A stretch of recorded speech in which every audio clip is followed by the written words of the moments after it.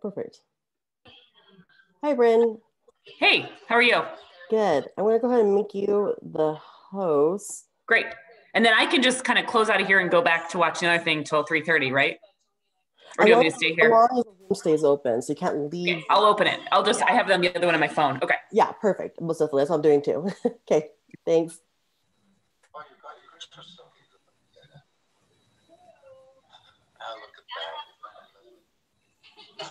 Hey, Ryan and Allie. Hey, how are you guys?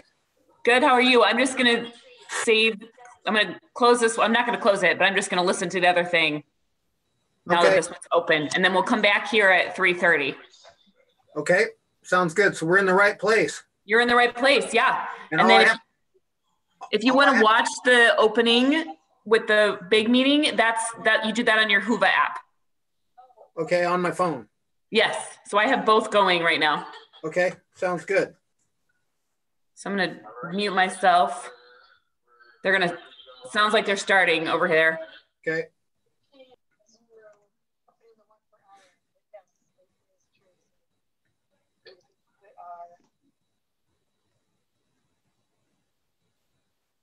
So if everyone can you want me to stop also or yes, you still throw in okay, and then I start my video on and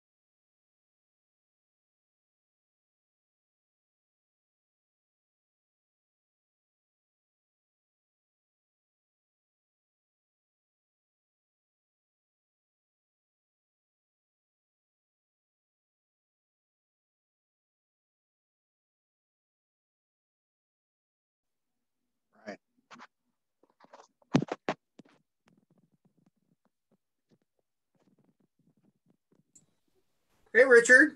Hey. I gotcha. Yeah. I can't seem to see the conference on my Wovo app. Did you go down towards the agenda?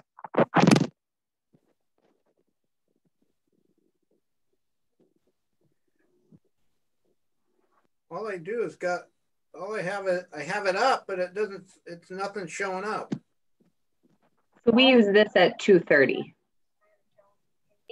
Yes. So Richard, 3:30. Ryan, click on the agenda and then it should say live stream. There's a little camera button. The agenda's at the bottom left. Oh, agenda, okay. And then it comes up with a little menu and you click on that live stream. Oh, okay. So are they in the welcome? They've already started. Alice is talking right now. I'm on mute again and go back to listening.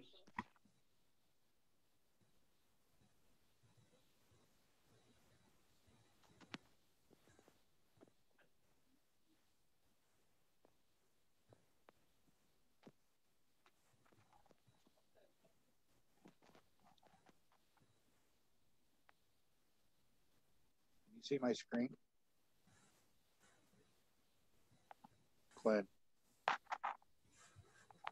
So thank you to everyone for joining us today. I'm going to review some of the housekeeping for today's session.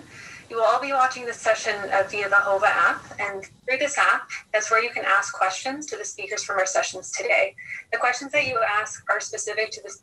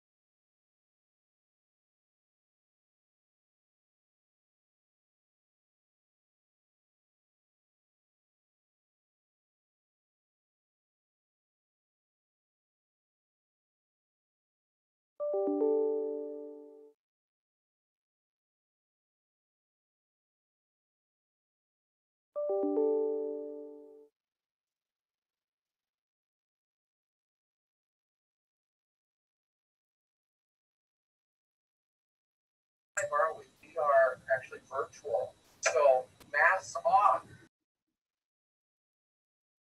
We all mask together. I'm thankful to be the keynote. You can set your timer now. Mine's 15 minutes, and I hit the start button now for my assigned time. I'm just a warm-up pack for everybody else, and we're gonna take. I had your screen, Richard. This borderline case issue, which really is about QT confidence. And competence, getting it just right. Try it again. These are my relationships. I don't think they're going to affect You see it, right? adversely or negatively. I can see yours. Do this to assemble skills, to reveal some pearls, and identify the cutoff values that will form further investigation to really make you QT competent, and with navigating the borderline issue. Sometimes it's easy, isn't it? I see yours.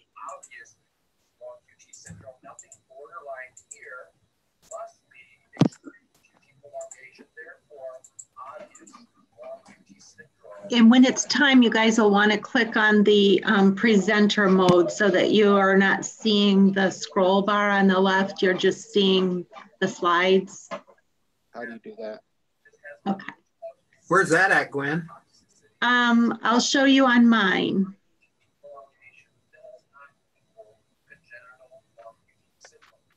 So I'm there right now. Can you see my screen? And I'm going to click right down here. Do you see the bottom right? If you click on that little icon right there. We don't see it. I don't see It it. makes it, then it makes it go full screen. Does that make sense? Let me try it. Where was it? It's, look right down here on the bottom right. It's that one right there that looks like a screen. See right here where my cursor is? Can you see my cursor? Uh-uh. Oh, okay.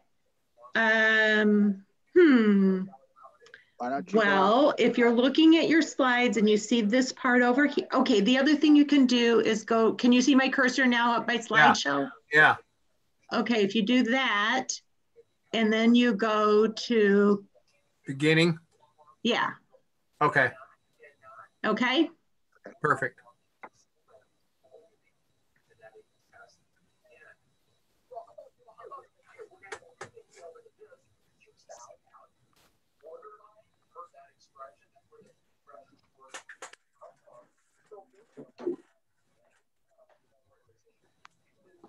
So I'll start to introduce you guys, okay? At 3:30 when we all get into the breakout room. We'll see how this all goes with getting everybody else into the breakout room. Right. So we stay here though. Oh, Melissa's gonna start and introduce me, I guess. I just got a message from Brynn. So, and then, so I'll be ready to share my screen as soon as Melissa introduces. Yeah, so she'll just kind of start from the paces standpoint and then go from there. Sounds good. Cool. So we just sit tight here.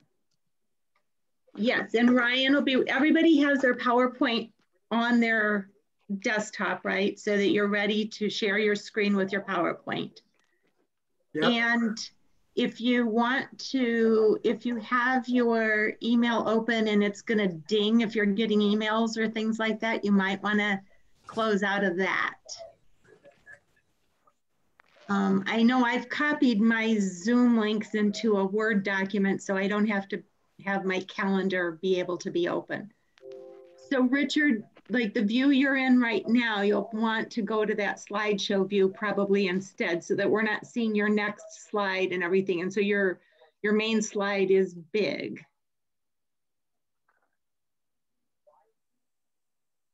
Yeah, try that icon there.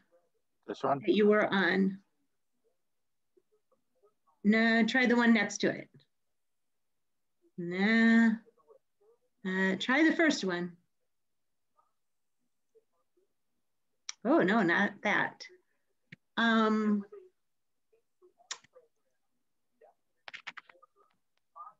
What's up at the top? It's so small, I can't read it. If it says presenter view somewhere.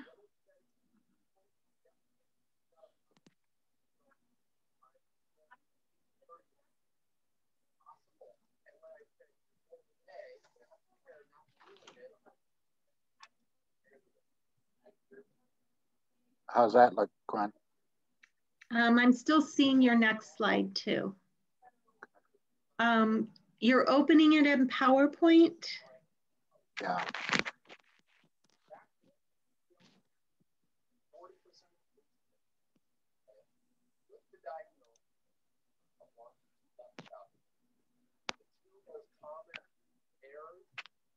I have multiple screens open on my desktop. You might want to close some of them. It makes it kind of confusing sometimes when you get ready to share, but still it seems like the version, we're seeing the kind of view that, like a presenter view where you really want to, not where you want the slideshow view. Okay.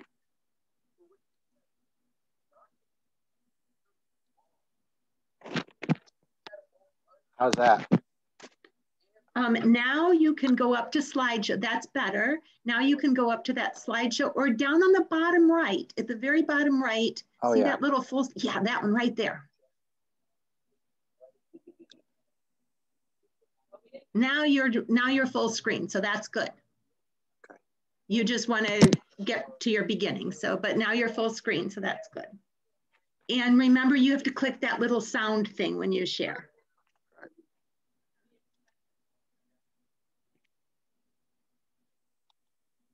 So that your video has sound.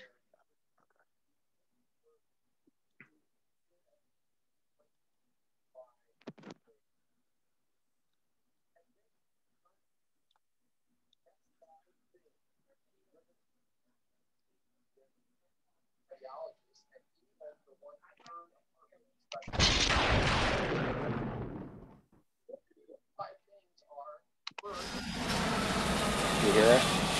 Yes. Are you seeing this? Yeah. I'm typing stuff at the bottom. The QT interval Yeah. and sensor there. Do you see that? Yeah. Yes. How did that happen?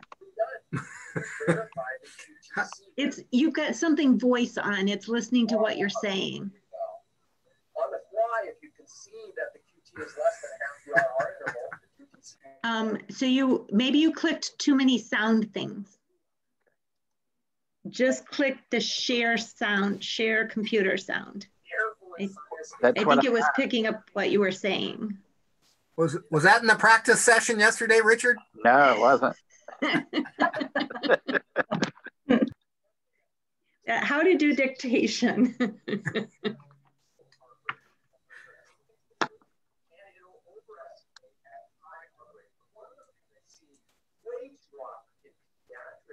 Okay. Still doing it. Start dinner, it says. It's picking up yours. No. That's funny. Start dinner.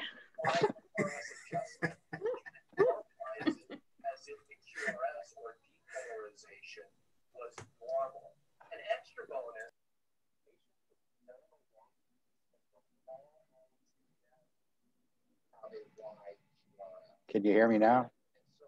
Yes, and it's not picking up your voice. Oh, yes, it did. So it's gonna like say everything you say, I think. Yeah. So you know what you're doing, you're closed captioning. I know, but where is that? I don't know. Is that it? Now it's not doing that. Okay. Ooh, that scared me. It wouldn't be the end of the world if it closed captioned you, but it's not now. Okay, good. All right, one more try.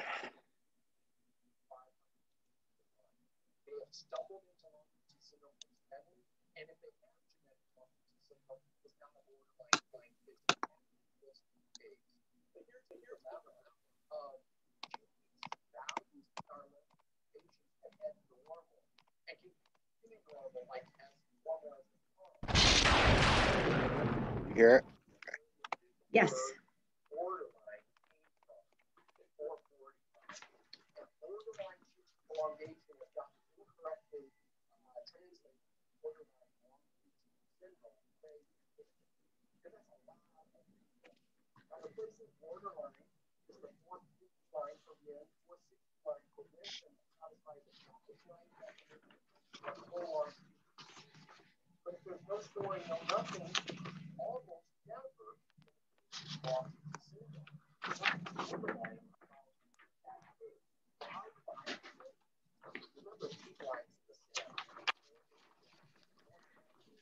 I'm gonna try sharing mine too, just to make sure it works. Ryan and Allie, you guys don't have sound on yours, right? You're not showing a video that requires sound. Okay. Nope. Nope.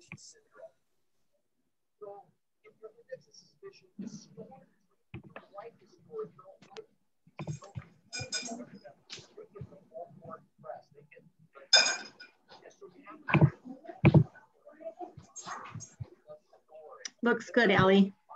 Okay, good.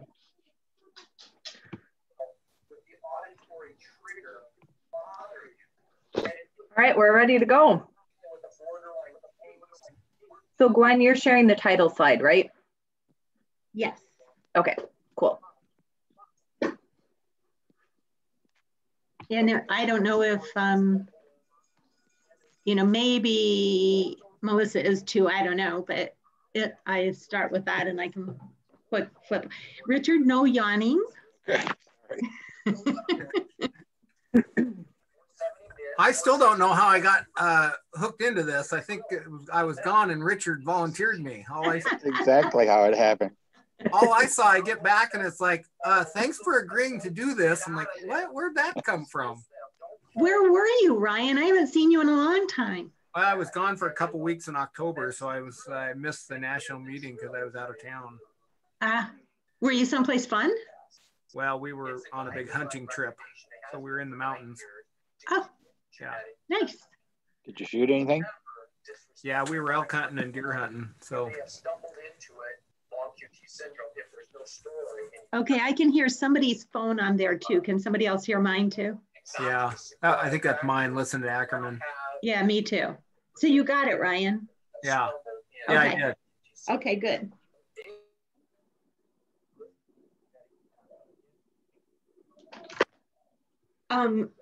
You guys, yesterday I was on a Zoom thing with a really weird pediatric conference. I probably shouldn't say this because I get the giggles too bad. But it seemed really strange. And I checked with Stu and Robert months ago, like, should I do this or not?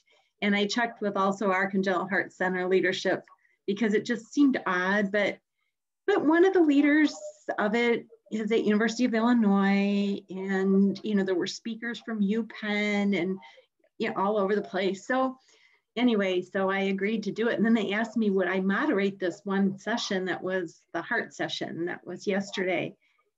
So I was watching it earlier so I'd kind of see how it worked and how the Zoom was going and everything. Well, the moderator, the organizer of the whole conference, the physician organizer, is this elderly man in Rockford, Illinois, who's a professor, University of Illinois, Chicago, but he's actually in Rockford. He looked very disheveled, wild hair. He could hardly read the bios of the people that he was introducing.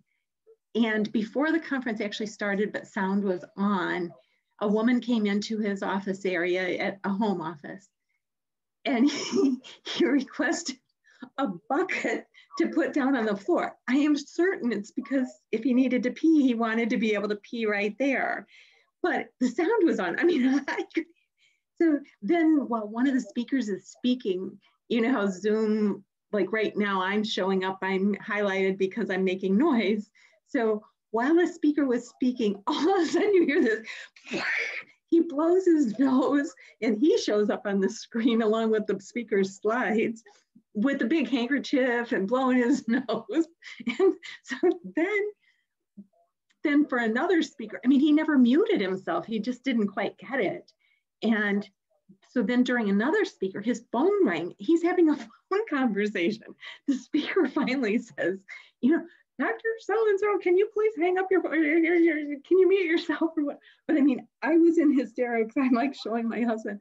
So I feel like I can tell you of it was a really low bar, but I think I did better at moderating. Oh, that was,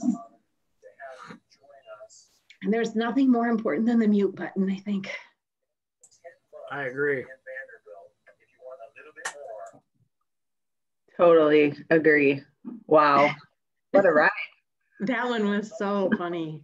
It was really poorly attended and it was just weird, but I did it. I posted it on Facebook for Project Adam as though it was really successful.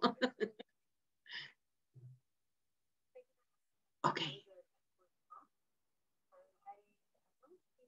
They're wrapping up there. Please feel free to put in any questions, which we will ask. I'm going to mute myself.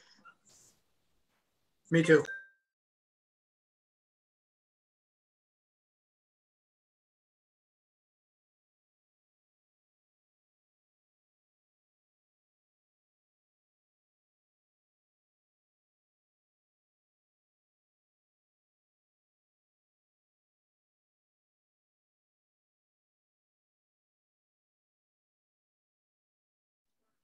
Hey, can you hear people talking behind me? No.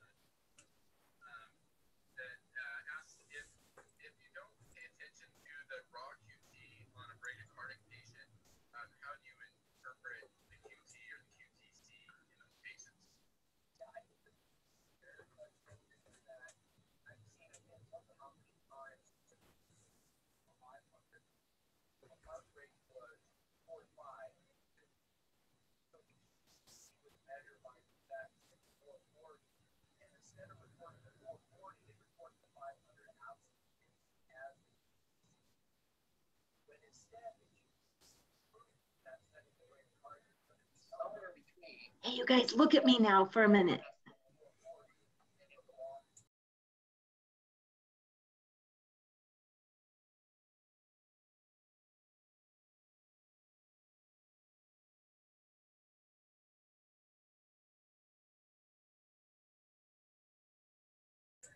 You got us.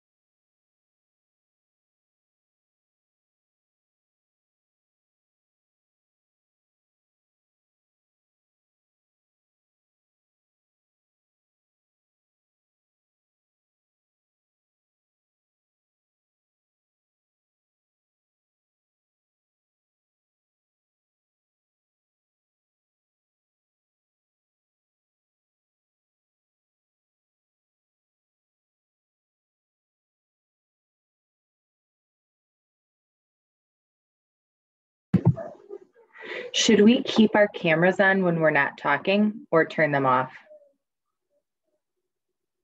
I think you should take them off when you're not talking. Okay, thank you. Yeah. Unless you want everybody to see what you're doing, which is fine, right? That's okay. I'm gonna hide now. All right, I believe they just finished, so I think everyone's gonna be coming over now.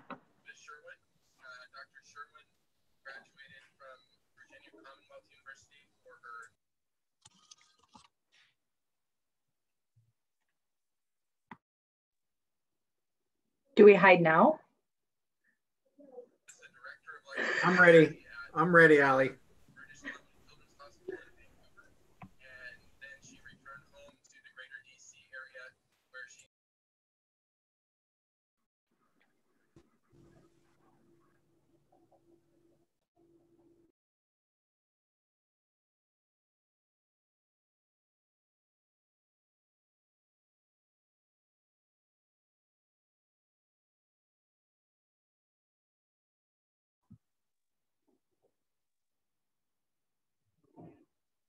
Good afternoon, everyone. We'll just wait a few more minutes. We get more people coming over from the last session.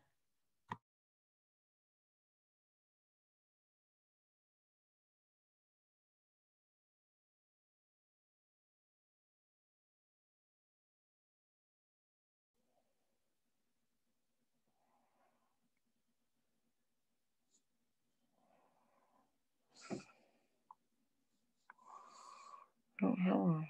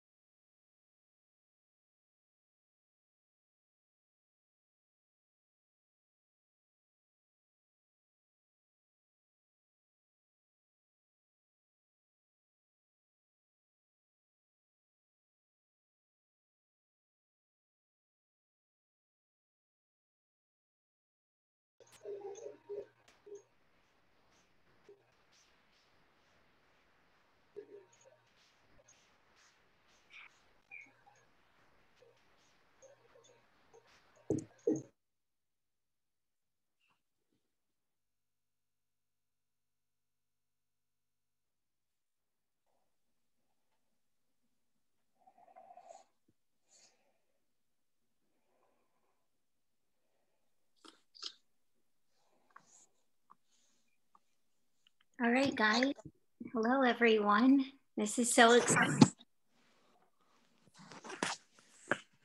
We have 15 people in the participants. And for the sake of time, I think that we should all go ahead and get started. I welcome all of you and thank you guys so much for taking the time during your busy day-to-day to attend this virtual meeting for Advancing the Field PACES and SADS collaboration. This is the allied session for sudden cardiac arrest at the community level. And my name is Melissa Olin. I am a nurse practitioner at Nicholas Children's Hospital in Miami, Florida. And excited to be here with you all. And I just think that we'll go around and introduce our moderators, and then Gwen will do the honor of introducing our wonderful speakers. I'm Brynn Dechert. I'm a nurse practitioner at University of Michigan and very excited to be here. And I'm Gwen Fosse. I am the Project ADAM coordinator for University of Michigan and also a clinical outreach specialist, and also very happy to be here. And I'll go ahead and introduce if that's okay, Melissa. Okay, I'm going to share my screen here. So thank you for joining this breakout session. I want to introduce our panel of speakers. There we go. So our first speaker is Ryan Schaefer. He's the Project ADAM coordinator in Washington and the electrophysiology coordinator at Providence Sacred Heart Medical Center in Spokane.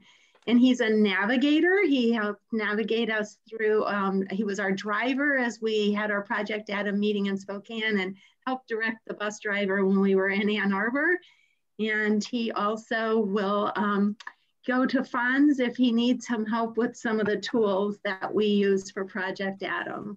And he'll be speaking to you today about having the right tools in your tool shed. And he'll be followed by Richard. Richard Lamphier is the clinical manager of Project SAVE, which is the Project ADAM affiliate at Children's Healthcare of Atlanta. And he is always championing our work. The Project SAVE affiliate, I think, has the record of the most heart safe schools and also documenting the most saves at schools. So he represents us at meetings like this one and like the one where we are with Adam's picture actually at a Parent Heart Watch meeting, and also at meetings on the beach or wherever. And Richard is also currently the president of the Georgia Nurses Association. So sometimes we kind of think Richard has wings and is able to accomplish all kinds of great things. And he'll be presenting emergency action plans in Is Your School a Heart Safe School? And following him will be Allie, and she has an MBA and is a education specialist that is the coordinator for the team in Wisconsin, as well as being the Project ADAM National Administrator at Children's Wisconsin Perma Heart Institute. The first time I met Allie, we climbed up Camelback in Arizona, and she's been continuing to climb and lead us lead Project Adam to all kinds of new heights across the country. And she'll be presenting sudden cardiac arrest in the young, a national overview. How are we doing? If you haven't noticed, this Project Adam group is really a fabulous and supportive team. And we accomplish all kinds of exciting things together. So if your hospital has any interest, we'd love to hear from you and help you consider affiliating. So now I'm going to turn it over to this all-star cast for our kickoff of this session on sudden cardiac arrest in our community. So I will turn it over to Ryan.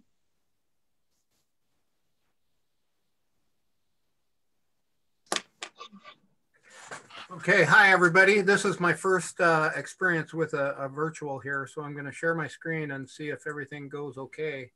It's an honor to be here and be a part of the Advance the Field program. I'm not sure how I got into this. I think I missed a phone call and Richard, our friend Richard, volunteered me for it, but it's great to be here. Can you guys see my screen, Gwen? Yes. Great. Okay, so my topic is really preventing sudden cardiac death at the community level, and it's it's a rather vast topic, but we're going to give you an overview and hopefully show some different essentials and maybe even inspire and motivate someone out there to go about and get into their community and work on some sudden death prevention. So I'd Ryan, like to you're on your you're not on the first slide, so you might want to back up to your first slide. Not on my first slide. This is my first slide. It is? Yep. Okay, on the side it says slide number 8, community success, a common theme. That's where you want to be? No, I want to be on the surviving sudden cardiac arrest, location. Yeah, no. So do enable editing there, Ryan, and then you can start your presentation.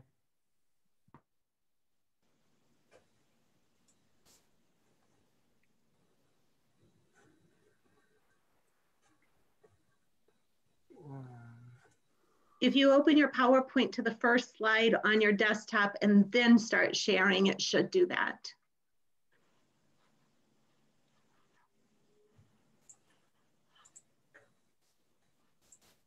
Well, I had it in the background here. Let me see if I can get it back up here.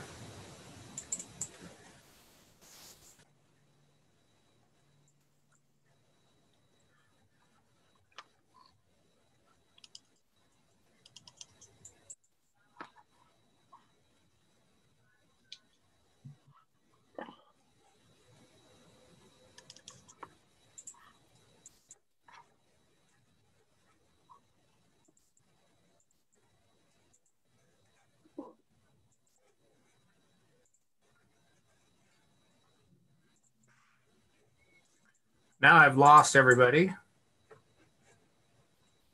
We haven't lost you.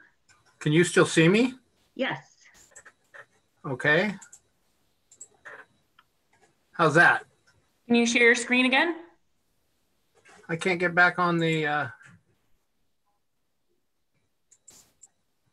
Ryan, if you hover towards the bottom of your screen, the options to be able to share screen and that tab will show up. There you go. You're on the first slide too. Perfect. I guess I should have made that practice. Okay, so here's my prevention of sudden cardiac arrest. We'll go through this. I apologize for that.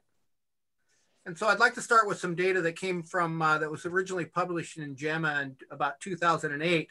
And it looked at 10 different clinical sites across the United States and Canada to look at the out-of-hospital cardiac arrest incident and outcome.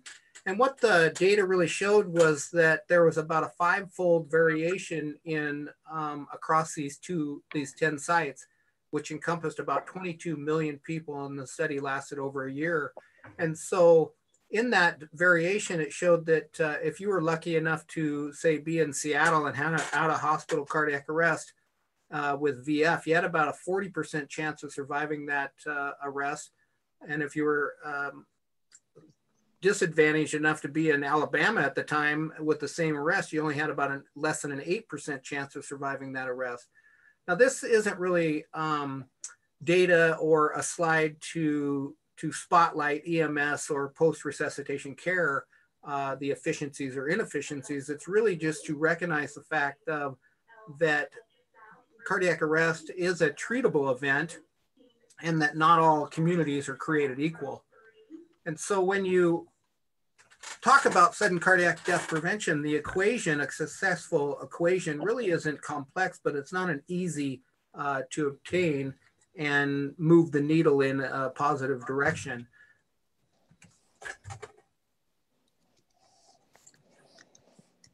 You really want to, first off, know your numbers out there in the community and where you're really starting, and go, you know, I think it's responsible. I love you.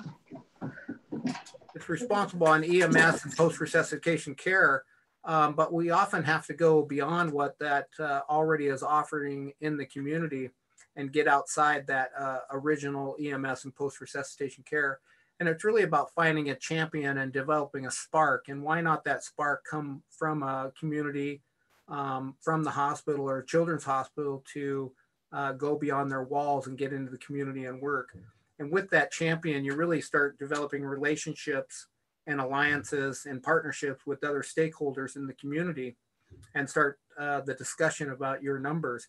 We started our program really with a little boys basketball team that was sponsored by Cardiac Arrest Awareness, and they went out and sold wristbands, and we called them the Shockers. And it really started a conversation in our community.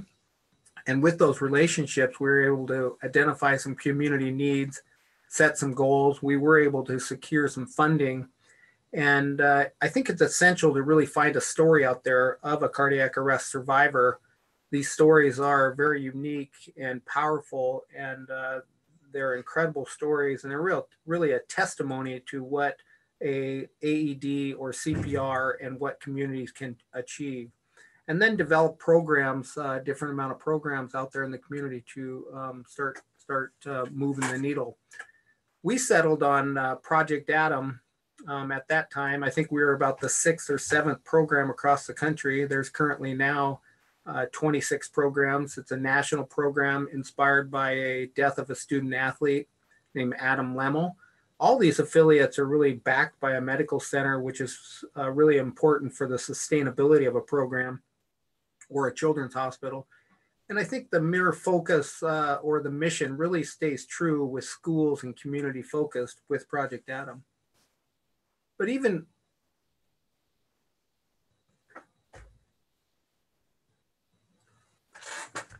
we were definitely looking for a solution and a program out there. And when we found Project Adam, it really was the solution was solved. And it was mostly for the mere fact that there's such a population in US schools across the country at any given time. It's estimated about 64 million students and staff are on high school campuses or school campuses throughout the country.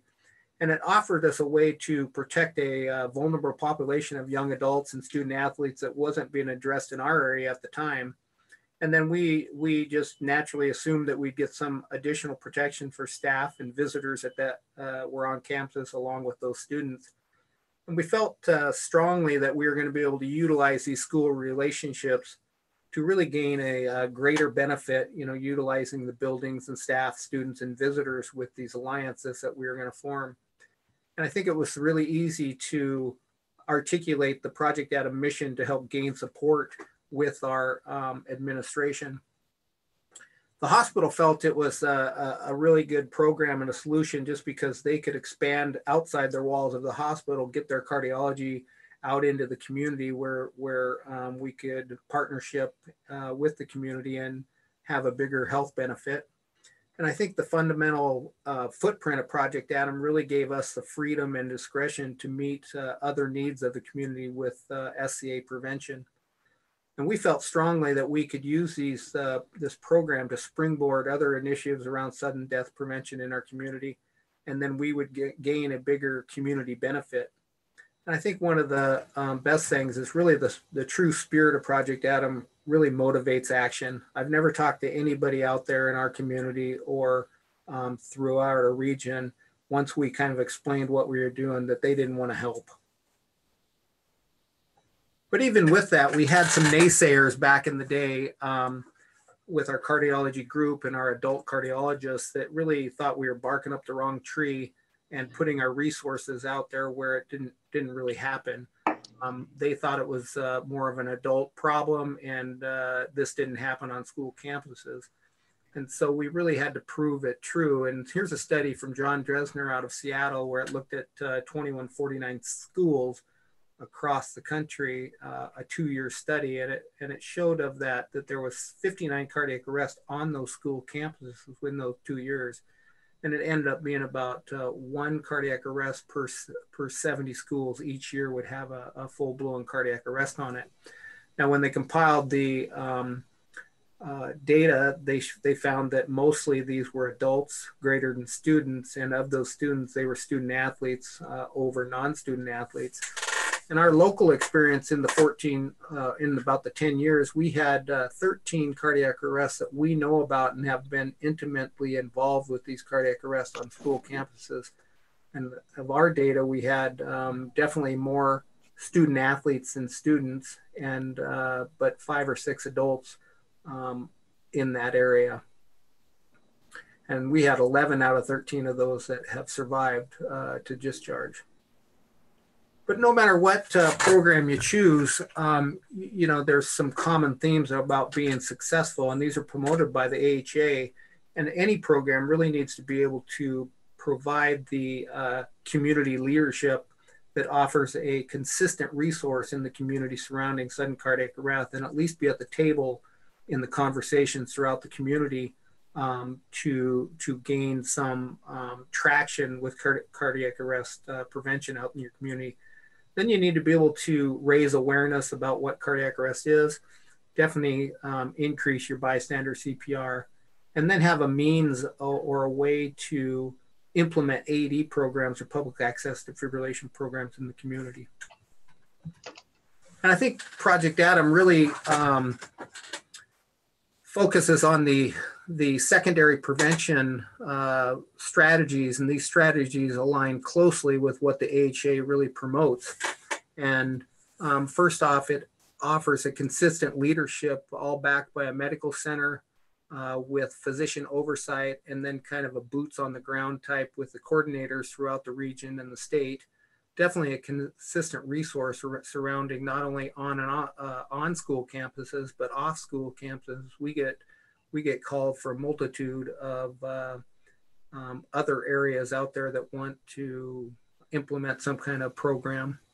I think the awareness piece is a huge piece for the Project Adam program and our program, where we can assist schools to achieve an all staff awareness, where you go into the schools and talk to the staff and make sure everybody's aware of what cardiac arrest really is, how to early recognize cardiac arrest, whether the breathing is agonal or normal, and then talk to people about that a certain percentage has seizure-like activity and not to be confused with seizure activity, and then how to activate their team or their emergency plan within that school and communicate that to get some help. And then not just being a one and done type deal, but go and for an annual review where staff gets more aware of this and gets it repetitive. And I think, excuse me, and then I think it's really important that this is achievable in a school. I don't always think it's reasonable for everybody in a school to be taught CPR, but I think it is reasonable and achievable that everybody's aware of what sudden cardiac arrest is and how to recognize it early. And then I think it's just a simple deal to be able to go into a school and help the school identify different responders or a designated team of responders within that school that are going to be around most of the time, and then give them some extra CPR instruction and make them more familiar and confident about CPR. And then definitely in our program, we have worked hard to have a implement AEDs, and we have a systematic approach to procuring AEDs for schools or anybody in the community, and then help placing those AEDs out there, and then offering the education surrounding that AED. And I think anytime that you place an AED in the community, you should think about whether you can help or assist schools or a building either manage or keep compliant with that AED or even maintain that AED. And then I think the last important thing is really the practice, the drills, going in and having a mock drill within that school, and then giving that team a little more confidence about how that's going to happen. Because I think it's, if a therapy is deemed useful and beneficial, it's not always guaranteed that therapy is going to be used. And I think that practice really hits home with a lot of schools. So I think in our program, especially, we've generated a lot of community benefit that has been a trickle down and a direct relationship with our Project Adam program here. We've been successful in about purchasing and placing over 200 AEDs in schools and school buildings. And then the trickle down is we've helped a lot of other community entities fulfill that AED and placement. And I think the most interesting one is I just did one in northern Idaho with a logging operation just recently, which I'd never done before. And then CPR, this is just another benefit of the program. And this really isn't having a CPR program out there, but we've trained thousands of individuals in CPR. I think it made it a lot easier when the hands only was promoted, either through our Project Adam program or relationships within the community. And then the awareness piece, I think that you really got to think about how you can bring some life and celebrate some of the successes. And we've had success with just sending letters out to parents throughout the schools. We've got 75 to 100,000 students that walk by AEDs almost every day. We've been successful in 3 senior projects. We started a survival, cardiac arrest survival support group, and we've had 5 or 6 years of that. And then we had 5 or 6 years of survival celebrations where we brought all the cardiac arrest survivors of our community, the EMS, the hospitals, and we did a big awards banquet. And then all those are publicized through different public relations and press releases and news media. And so we get some benefit with that on every one of those. So I think in the end, to move the needle with any program, it takes multiple programs within the community to all come together, and then a cumulative effect, you start getting a positive prevention of death in your community. But I think in the end, you really want sudden cardiac arrest in any location needs fewer bystanders and more lay rescuers. Thank you.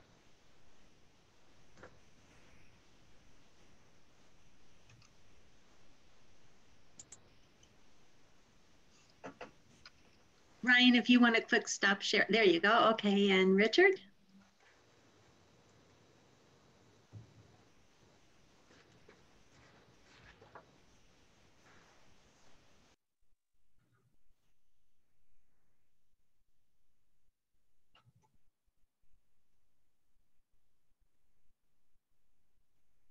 Richard, I think you're muted.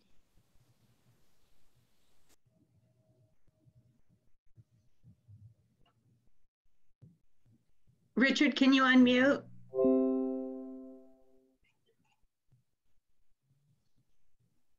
There we go.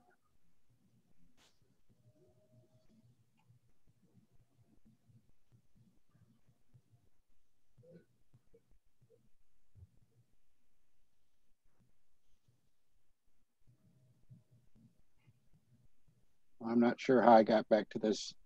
There you go, you're good. All right, can you see the next slide up? No, we're just seeing the first one. Okay, so I'm going to talk about the emergency action plans. Once we get buy-in from the schools or the community center, we want to go in and discuss what an emergency action plan looks like. So I think we're all aware This is Hank Gathers, who passed away during the NCAA basketball tournament. And this, I really think, brought to attention that sudden cardiac arrest can happen in athletes. Two things Hank needed that day was CPR and an AED. When he was placed on the stretcher, the person at the front of the stretcher knew CPR, the person at the back of the stretcher knew CPR, and there's an AED in the team doctor's hand as he was walking next to the stretcher. It wasn't put on until he got out into the ambulance. So the next question is, so are we prepared if this happens again? And really, it's not if it happens again, but it's when it happens again. And this is a young lady that had a cardiac arrest. And so this is from the National Association of School Nurses. And it, AEDs, they're not just another thing on the wall, but the mere presence of an AED or bystanders with CPR training is not adequate should a cardiac arrest occur. And I really like the quote, "A crisis is the time to follow a plan, not the time to make a plan from scratch." And we always say you can't Google what to do in a cardiac arrest while it's happening. So these are the essential components for an emergency action plan for sudden cardiac arrest. One, personnel training.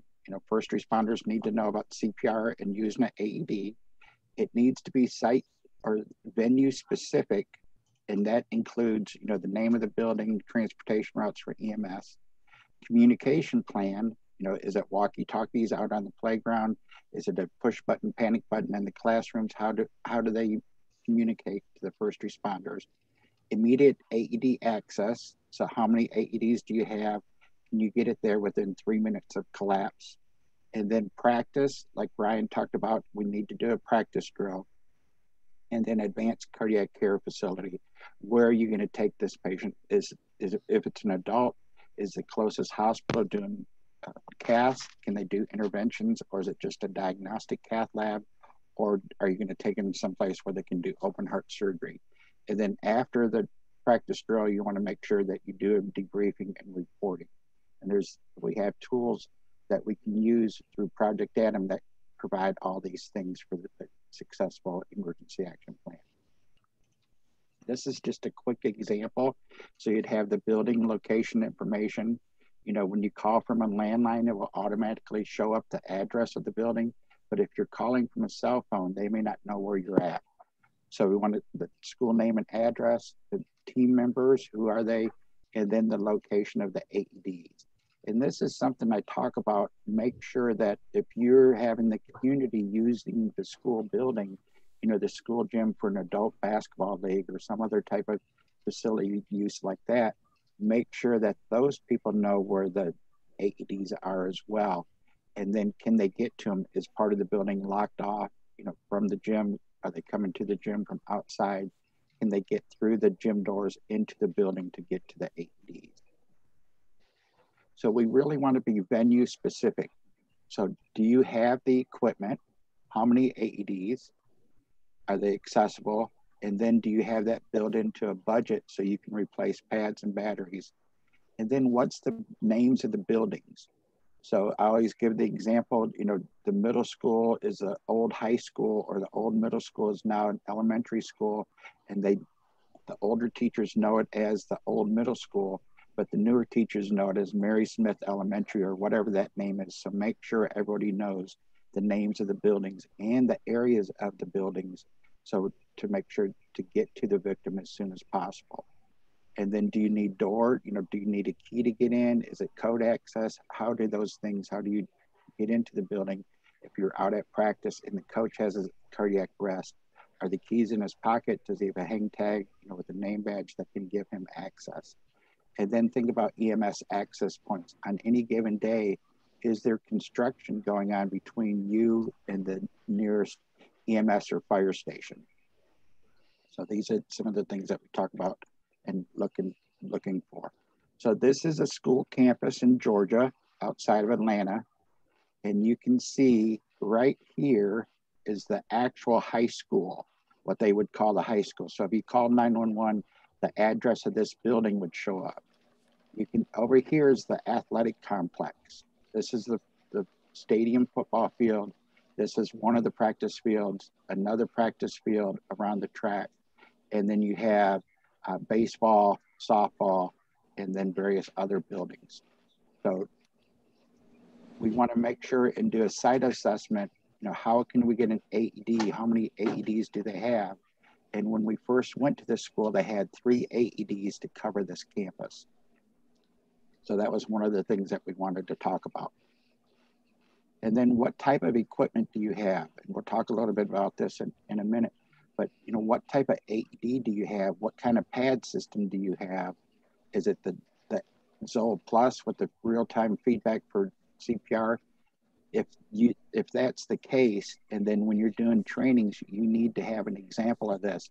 So during an emergency, when they open this packet and this pad system falls out, they don't look at it like and say, I've never seen that before. If you're using the single pads as practice, is the alarm turned off on the AED cabinet, or is it disabled?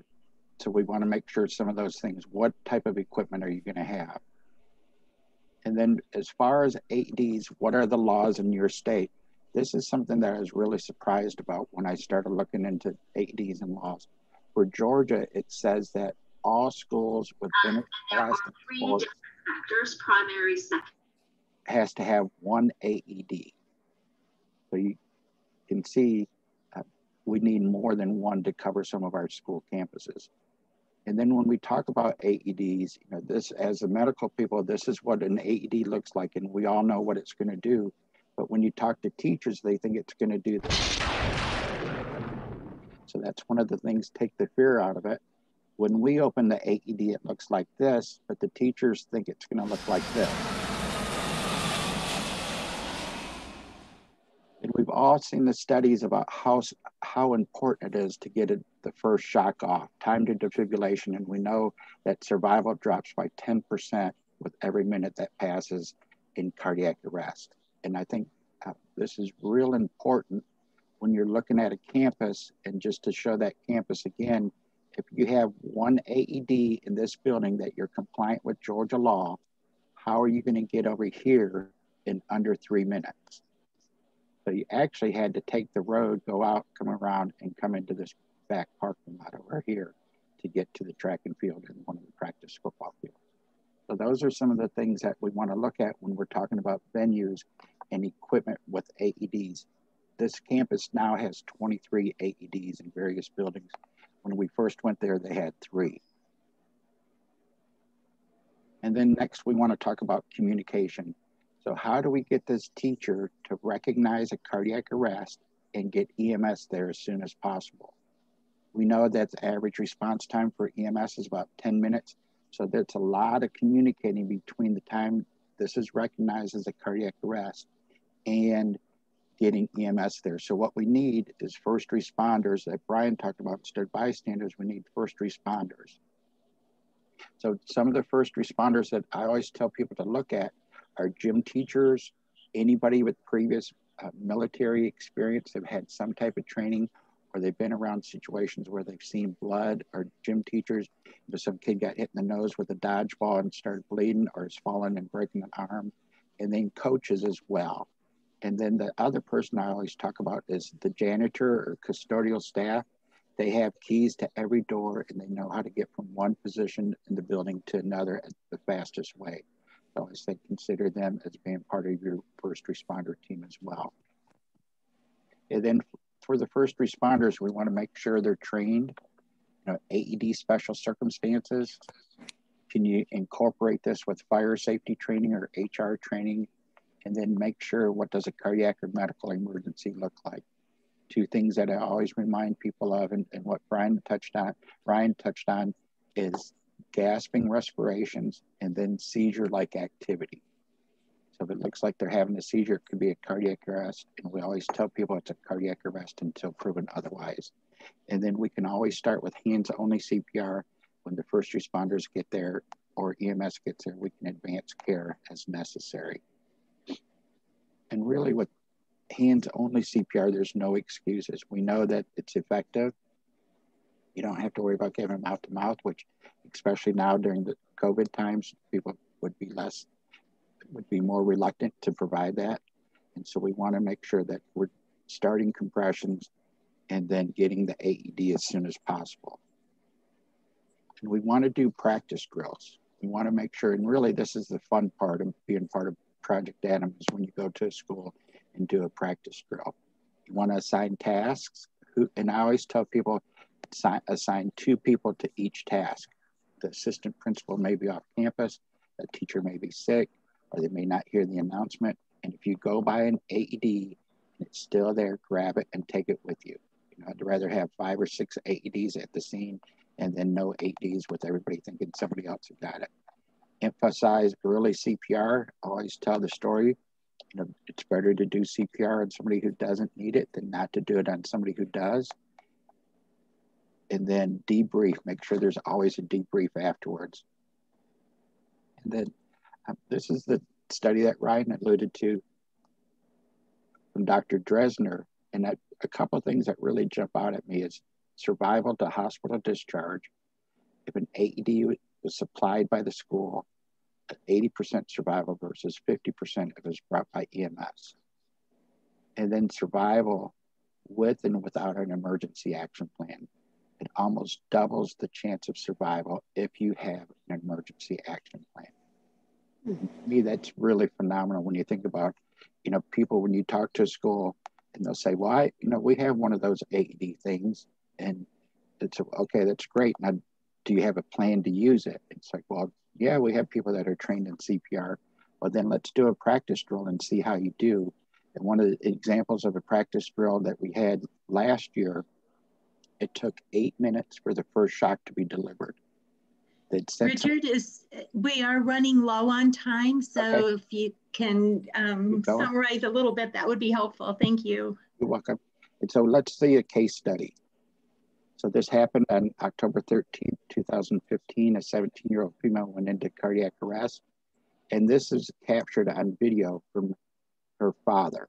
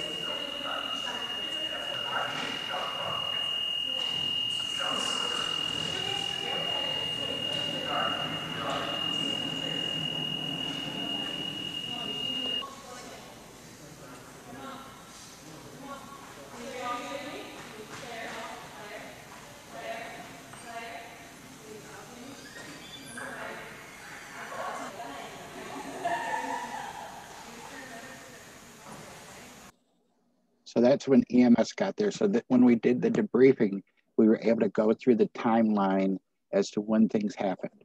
At 16 seconds, somebody said, call 911, get the AED. It wasn't, they didn't think a 17-year-old girl fainted. At 32 seconds, the AED's at her side. They had one right outside the gym door, right outside in the lobby. CPR was started at 56 seconds by a trained athletic trainer, certified athletic trainer. Pads were placed at 1:43. And this is when they opened up the pads and they had the Zoll system. And the teacher who opened it up said, I'd never been trained on those before in my life. She actually put the pads on backwards, high left and low right. And it took about 2 minutes to get the first shock off.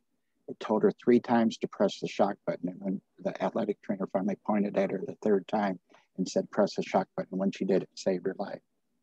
That happened 5 years ago. This is Claire and her husband now. They got married on May 30th. And she has a degree in lower education and her husband is in the military.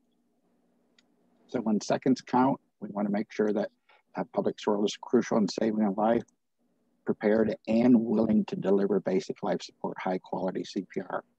We have to have access to AEDs, and then time between onset of arrest and provision of care is fundamental. We want to make sure people recognize a cardiac arrest.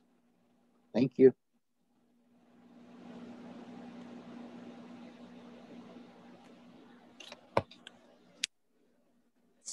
And you can click the stop share. There we go. And Allie is there. Okay, perfect.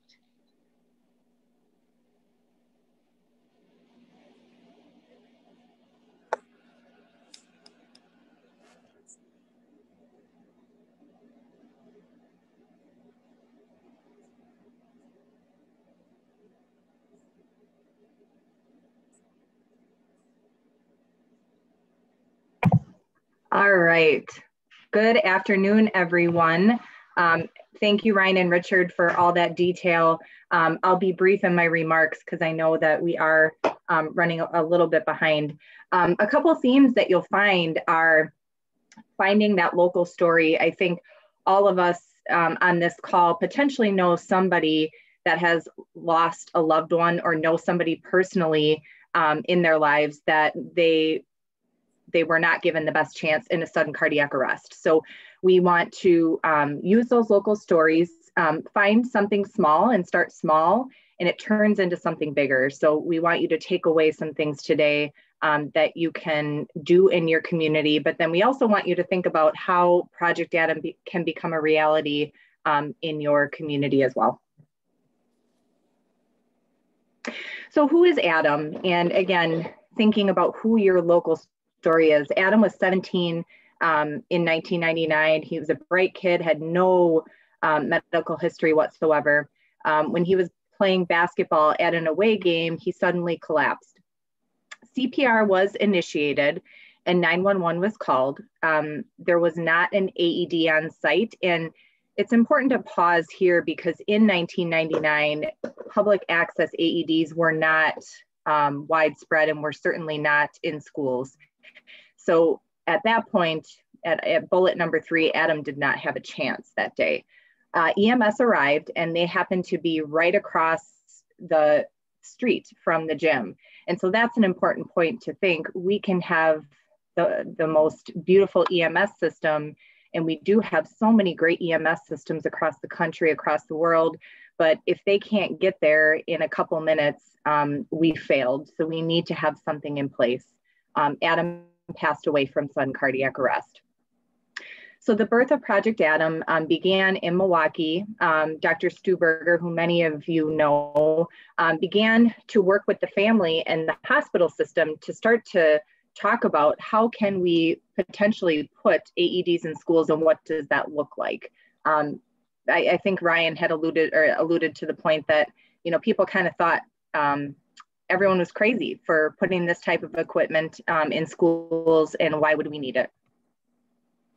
The mission is really to empower the schools themselves to be prepared, not to do it for them, and a vision to eventually come to a place where we aren't hearing about sudden cardiac death in schools, and all children and adults have access to AEDs and the response that goes with it.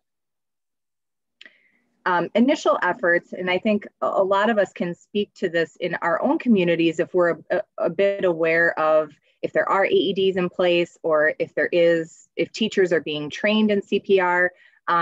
Again, the initial efforts were to focus on the AED equipment and somehow helping the schools to come up with funding or ideas to get the equipment out there. Then evolved into more of a curriculum for school-based CPR and AED programs to make sure that they aren't just putting equipment on the wall and there's a sustained practice program around the AED. Many of the points that Ryan and Richard came across. So creating heart-safe schools, I wanted to take a moment and talk a little bit about how that happens. And so really kind of the need. Does the school know about sudden cardiac arrest? If there's been a local experience with it, they likely will. But I think all of us know across our work that sudden cardiac arrest is still still not a known topic to the general public. So there's a lot of education that goes behind that. If so, do they have a team to respond, or are they relying on one trained individual, such as a school nurse? And what happens if that school nurse is not in the building when something happens? So encouraging a full team that is doing a drill, is practicing the response. And this doesn't have to take a whole lot of time once it's in motion. Do they have that AED that's maintained? And in a real emergency, again, are they putting together that response so that they would know how to respond? Richard and Ryan both alluded to this, but a lot of our work really spans from and provided input to the statement in the nursing journal to really say, cardiac emergency response plans are recommended for schools. It's the best practice. And so how do we go about helping schools and getting more boots on the ground to help them implement? So the evidence is there. It wasn't 21 years ago, but it is here today, and it's a resource that we can all use in our local communities. So specifically, we've based a lot of our materials off that cardiac emergency response plan and really compiled a lot of the materials that Project Adam have been working on for many years to create a Heart Safe School checklist. There's about 14 criteria on here, 15 criteria on here to hone into, is the school prepared for a cardiac emergency? And I think we all know that within our own communities, this may look a little bit different, and there may be certain areas of a Heart Safe School or the checklist that need to be prioritized. And I can speak from here in Wisconsin, a lot of our schools have the AED equipment, but we're really helping them package that into a program that they can embrace and sustain and carry forward.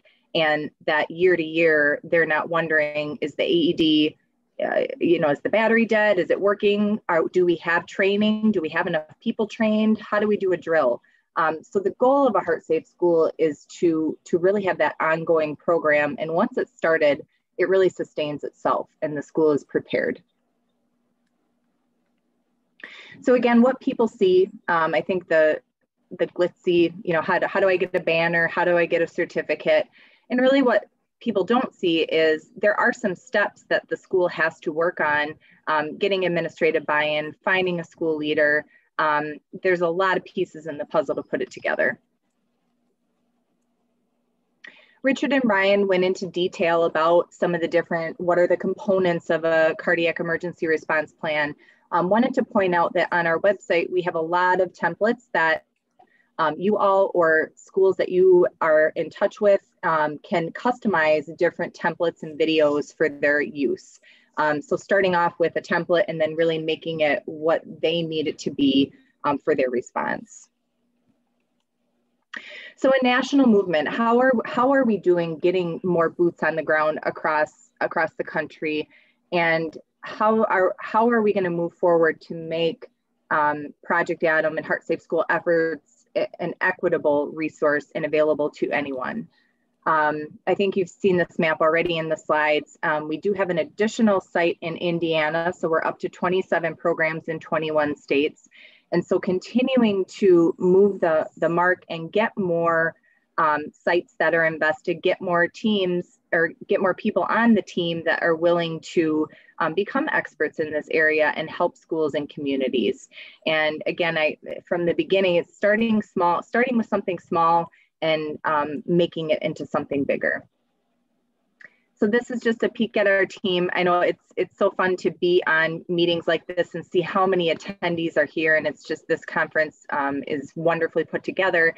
We had a Zoom conference last month. And so this is just a peek at some of our team members as we evolve into a new norm, hopefully not too much longer. But then Richard also pointed out some of the laws and how do you find out which laws are pertinent to your state. You can click on this advocacy map and it will give you a highlight in your state of what type of CPR and AED laws are present. I'll brush over this because I know we're in the interest of time, but wanted to give you all, if there are individuals that are interested in helping to develop or culture a Project Adam affiliate site. What does that look like? And Project Adam really ties that together along with other community partners. I think all of us know nobody can do this alone, and responding to cardiac arrest and preparing for it is not something that's going away, and it takes a lot of partners to make it happen. So again, this can really tie it together. A medical director and a program coordinator work together. Usually it's a children's hospital, and we also work to sign agreements to make it official. The program or the trademark is housed at Children's Wisconsin, but we want this to be a nationwide program so that anybody can access it and be part of it.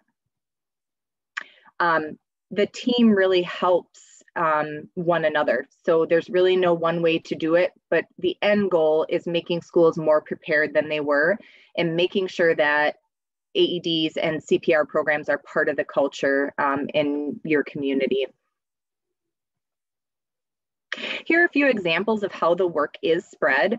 And again, I think if we talk about starting small, it's talking to a school in your local community to see what they have in place, maybe assessing with the checklist, and any of our resources are free to anybody to use. And then trying to move the needle on, maybe they need an additional AED.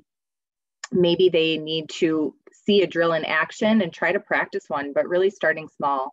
But some of our sites host workshops or obviously attend some conferences and speak about the work, link schools to different training resources so that they can become certified or they can purchase an additional AED.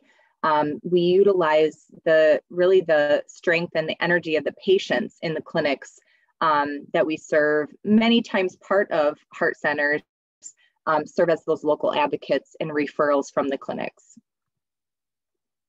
So again, I know we each kind of made this call out, but an invitation to join our team and connect with us. So if you do have an interest in this area, we'd love to hear from you. And this kind of shows a little bit about the growth. We've had a lot of growth in the last couple years, and this really does go along with kind of the concept that I think it's spreading by word of mouth as well, that we can come together and really help the schools in our area. This shows the number of saves that we've heard about from our collective group of affiliates, and that's 200. About half and half are going to be youth and adults. So it's an important note to make that the program is not just to protect children, but you're protecting adults as well. And then to date, over almost 4,000 schools across the country have become heart safe schools, about 500 in 2019, and just continuing to offer those implementation resources. And so I want to end it there. I know, again, we're short on time, but a huge shout out to the SADS and PACES leadership for inviting us to be part of this talk. And I will end it there. Thank you so much, Allie. Sorry that you got kind of rushed there, but I do want to open up a question that was in the chat box that says, how difficult is it to get the schools to cooperate with performance of drills? And I think that either, I'm sure all of you guys could answer it, but since you touched on it and Richard went into details of the drills like that, whoever would like to answer the question.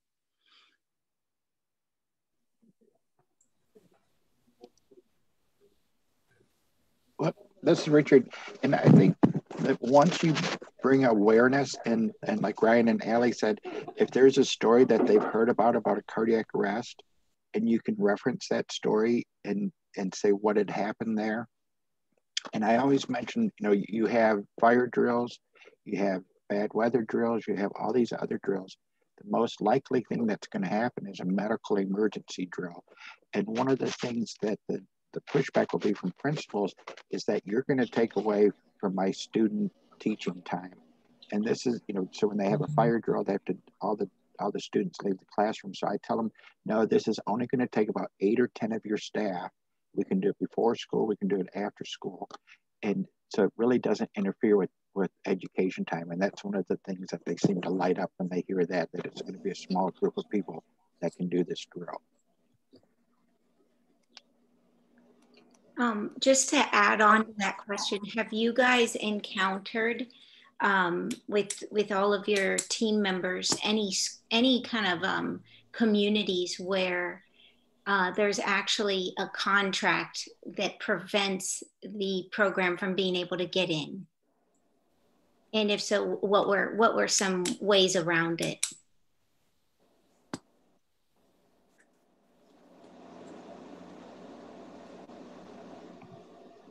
Oh, I think that might be me.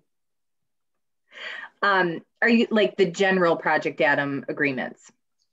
Or a hospital specific? Yes.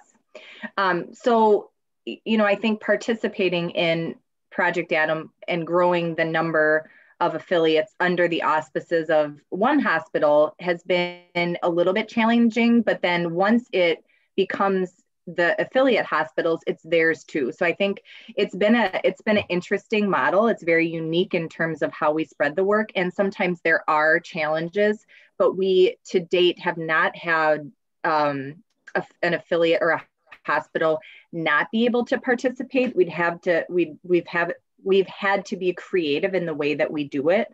But I think that's the value of connecting with the other affiliates that have made it happen. To see how they've gone about it.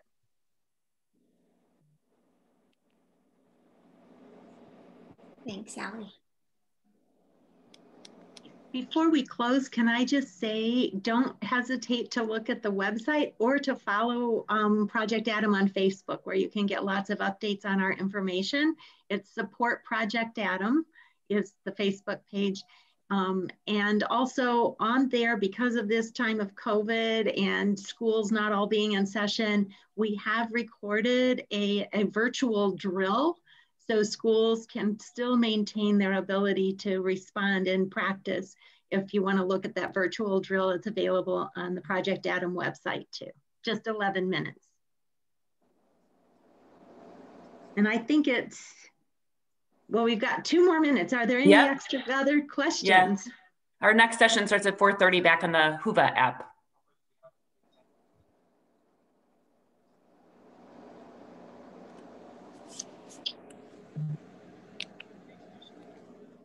We do not have any more questions in the chat box. So thank you guys. Thank you, Allie, Richard, Gwen, and Ryan, Brynn, for helping put all of this together. Practice sessions and all made it very successful. Thank you guys so much. Thanks for having us. Thank you.